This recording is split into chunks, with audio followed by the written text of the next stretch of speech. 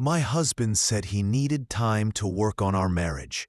The next day, I saw a photo of him with another woman. I'm Britney, 29 years old, and I used to believe I had life figured out. 2 years ago, I married the man I thought was my soulmate. We moved into the apartment I'd bought using my grandmother's inheritance, a 2-bedroom place in downtown Denver that felt like a dream come true. My grandmother had always told me, invest in yourself first. So I did. That apartment became my sanctuary. I spent months perfecting every detail. Soft gray walls, plants in every corner, and a cozy reading nook by the window where I'd unwind after long hospital shifts. Being a specialized cardiac nurse wasn't just my career, it was my calling. The 12-hour shifts were draining, but watching patients recover and return to their families made every sleepless night worth it. I earned about $75,000 a year, enough to pay my mortgage and enjoy small luxuries, fresh flowers every week, a bottle of good wine, the books I loved, and the occasional spa day when stress piled up. Then, 3 years ago, I met Robert at a cafe near the hospital. He was 27, an IT technician at a mid-sized firm, and had a quiet confidence that immediately drew me in. He wasn't flashy or overly charming, just steady and grounded. The kind of man who remembered my coffee order, listened when I talked about difficult cases, and gave me shoulder massages after brutal shifts without being asked. When we married, we split expenses fairly, based on income. I paid about 60% since I earned more, and he covered the rest. It felt balanced, mature, and modern. Together, we made enough to live comfortably. Dinners out, weekend getaways to the mountains, and little upgrades for our home. The first year and a half of marriage was wonderfully ordinary. We built routines that made life feel stable and warm. Sunday pancakes that Robert made while I read the paper. Netflix nights where we binged entire series. And Saturday shopping trips filled with small debates over pasta sauce or overpriced ice cream. Robert handled every tech problem in the house. I had plenty. And I patched him up whenever he cut himself fixing his motorcycle. It felt like partnership, not perfection, but something real and solid. Of course, there were minor annoyances. He'd leave dishes in the sink, and I'd nag him about his tools scattered across the living room. But those seemed like normal adjustments every couple makes while learning to live together. I remember feeling deeply content during those months, happier than I'd ever been. While coworkers complained about unhelpful husbands or strained marriages, I silently counted my blessings. Robert supported my demanding schedule, never made me feel guilty for late shifts, and seemed proud whenever I saved a patient's life. Looking back, I realize our foundation was stronger than I knew. We communicated well, respected each other's space, and shared the same goals: buying a house someday, maybe starting a family once we were financially secure. Everything felt right, solid, safe. But even the strongest foundations can crack. Sometimes all it takes is pressure in exactly the wrong place. And for us, that pressure came in the form of a man named Derek. Derek came into Robert's life about 8 months ago. At first, I thought he was just another one of Robert's coworkers, someone to grab beers with after work and complain about the office. But I quickly learned that Derek wasn't just a friend. He was an influence. Robert described him as a real go-getter, confident, ambitious, the kind of guy who always had a new idea or a bold opinion. I met him once at a company barbecue, and my first impression was uneasy. He had that kind of charm that felt a little too polished, like every compliment came with an unspoken smirk. He was friendly, too friendly maybe. When I mentioned I worked long hospital shifts, he said, "Man, Rob, your wife's the breadwinner, huh? Must be nice to kick back while she saves lives." He laughed, like it was a harmless joke, but I noticed the way Robert's smile faltered. It wasn't the comment itself, it was the seed it planted. After that day, little changes started to appear. Robert became more distant, more defensive when we talked about finances or work.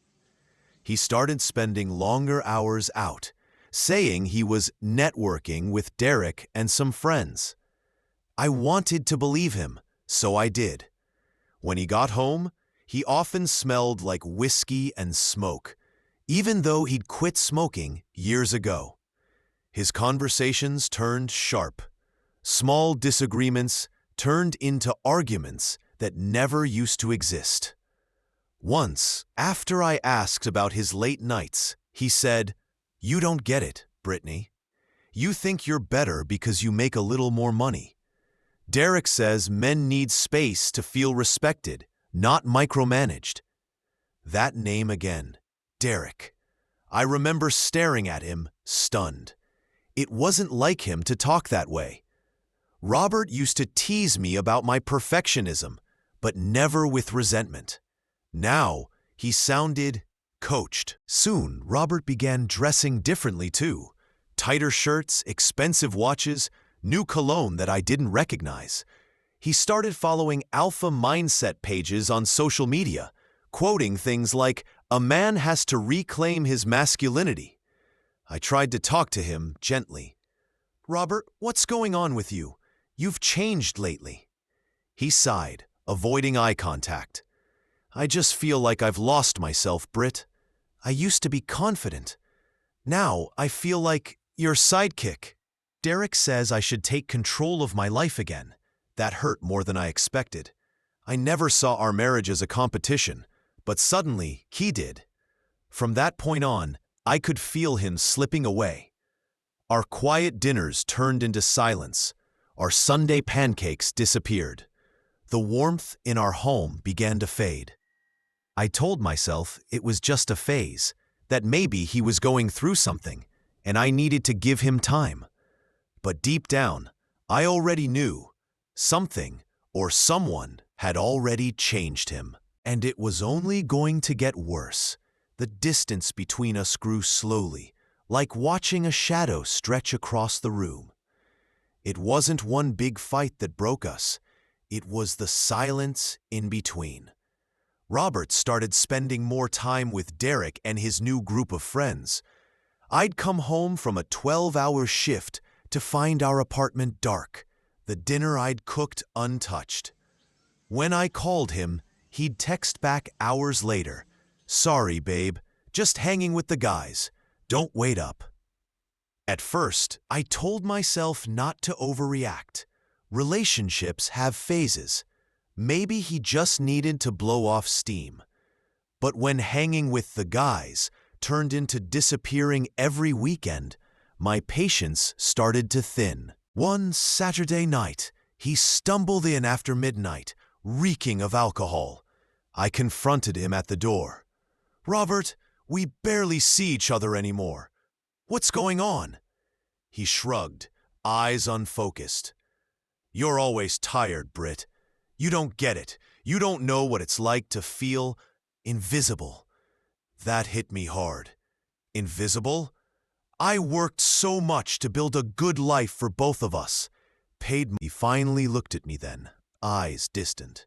"I just need space. Derek says sometimes couples suffocate each other without realizing it. I don't want to resent you." There it was again. Derek says. I wanted to scream, to tell him he was being manipulated, but I stopped myself. Instead, I nodded quietly. "Okay, if you think space will help, I'll give it to you." That night, I cried silently in bed while he packed a duffel bag.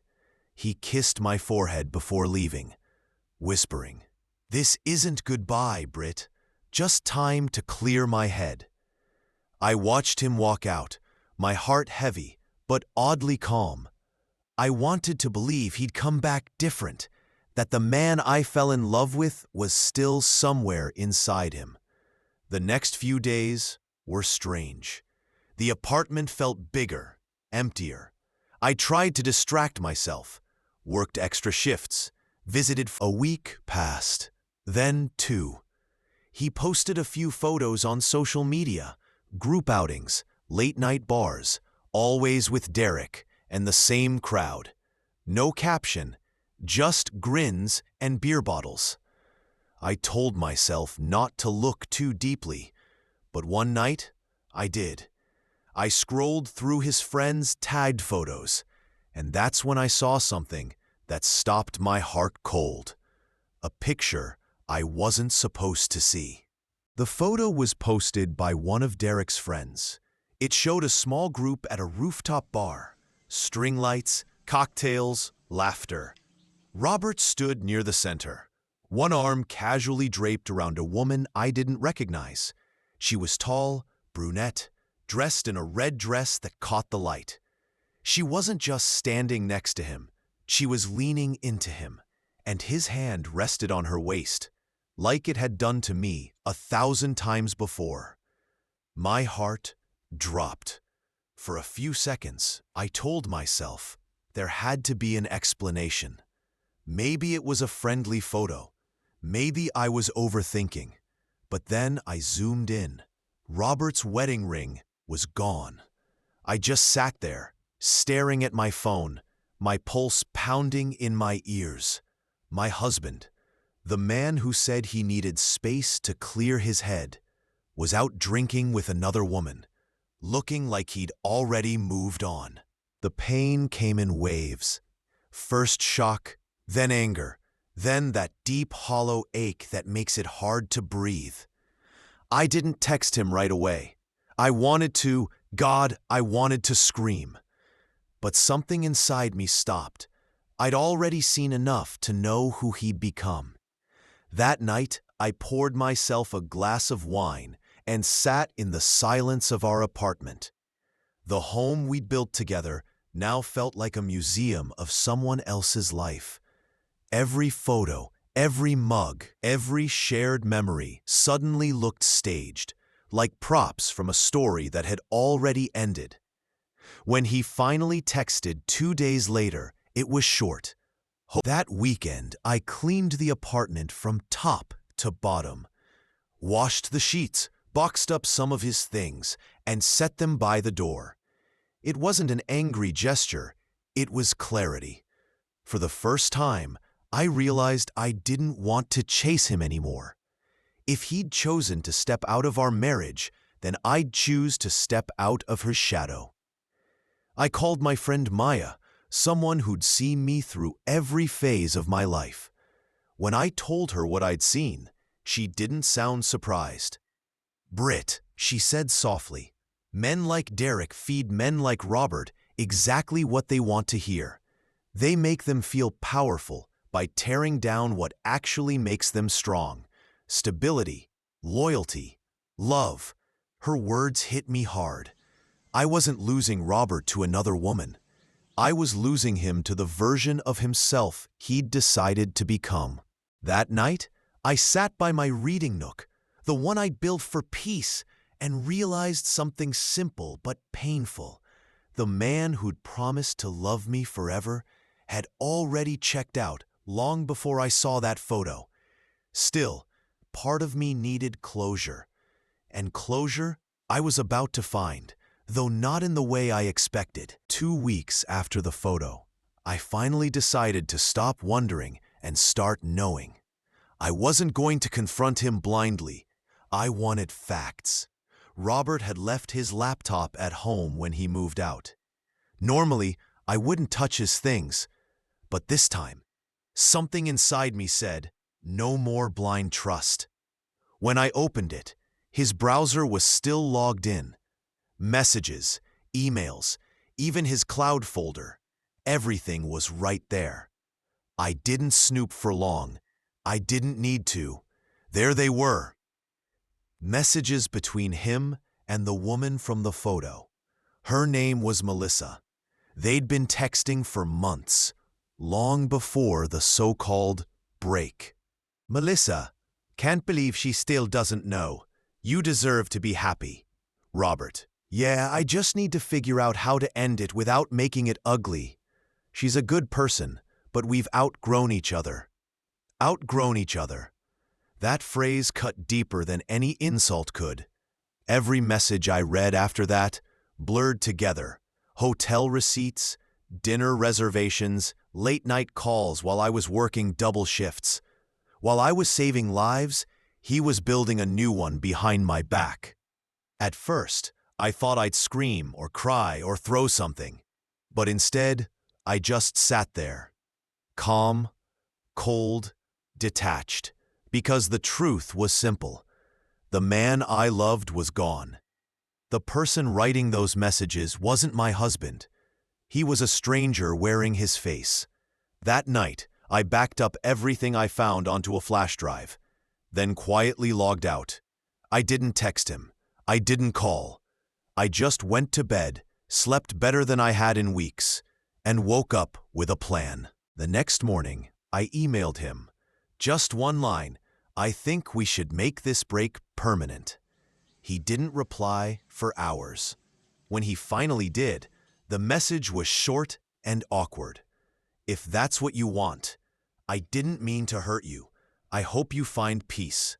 No apology, no explanation. Just the kind of empty, weightless words people use when they know the damage is done. That evening, I transferred the mortgage, utilities, and every joint account fully into my name. Since I'd paid most of the bills and the apartment was legally mine, there wasn't much he could claim. Then, for good measure, I had his remaining things packed into boxes and left them with building security for pickup. No drama, no yelling, just quiet removal. When he finally showed up to collect them, I wasn't there. I left a simple note taped to the door. Thank you for teaching me that peace isn't something you find in another person. It's what you reclaim when they leave.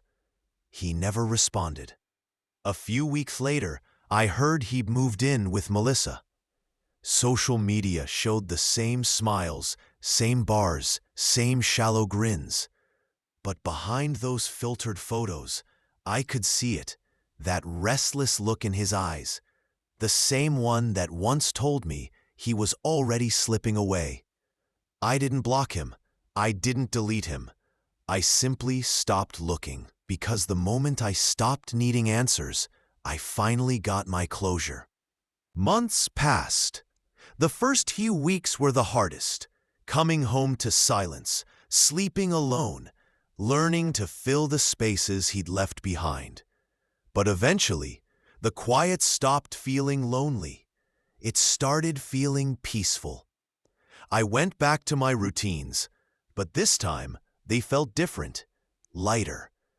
I picked up extra shifts, not to distract myself, but because I wanted to. I filled my weekends with things that made me feel alive again. Hiking, brunches with friends, long walks through the city. I replaced the framed wedding photos with art I'd always wanted, but never bought. I changed the locks, painted the bedroom, and adopted a small orange cat named Milo. He liked to nap in my reading nook, the same spot where I'd once cried over Robert's absence. Sometimes, people talk about closure like it's something you get from the person who hurt you. But I learned it's something you create for yourself, quietly, in your own time. About 3 months later, Robert texted me, out of nowhere. Hey, Brit, just wanted to see how you're doing. I stared at the message for a while, not with anger, with detachment. I typed back, I'm doing well. I hope you are too. That was the truth. I didn't wish him pain or regret. I just didn't. But by then, it didn't matter. I had stopped keeping track. One evening, after a long shift, I sat by my window with a cup of tea, watching the city lights flicker. And for the first time in a long time, I felt something I hadn't felt in years. Peace. Because sometimes closure doesn't come with confrontation. It comes with silence, with acceptance, with finally realizing you were never the problem. Robert wanted space to work on the marriage. In the end, that space gave me exactly what I needed, the freedom to rebuild my life without him in it. And as I looked around my apartment, my home, my sanctuary, I realized something beautiful. He walked away thinking he'd found himself, but I was the one who truly did.